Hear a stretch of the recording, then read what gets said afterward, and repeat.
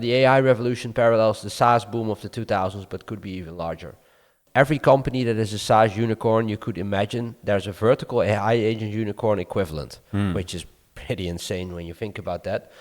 They could see a $300+ billion company started just in this one category of vertical AI agents.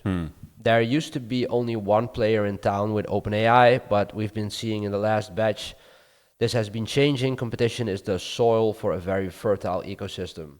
So they say that vertical AI will get bigger than SaaS. AI replaces both software and labor costs. That is, of course, the premise of AI agents. Companies spend way more on employees than they do on the software currently. These smaller companies will be way more efficient, way less humans. We're at this point where we're talking about full-on vertical AI agents that are going to replace entire teams and functions. These are the bold statements that we know from every trend cycle, right? Or every hype cycle. Probably right in large part, but there's always some caveats that they don't really take into account. Go to market, if you're going to go and sell to the team that's going to get replaced by AI, they're going to sabotage it. That's a good point, right?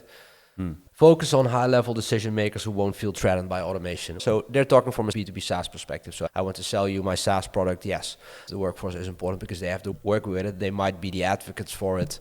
But in this case, they say it's the actual people, the workforce that's going to be replaced by it. I think it was mentioned in the My First Million podcast that CEO from HubSpot, he was talking about RAS, so results as a service instead of software as a service.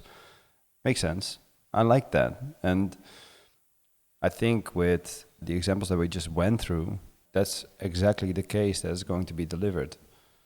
But yeah, let's see how this unfolds, man. I already had it with the unbundling of SaaS, like within HubSpot. There's so many different products that have been unbundled.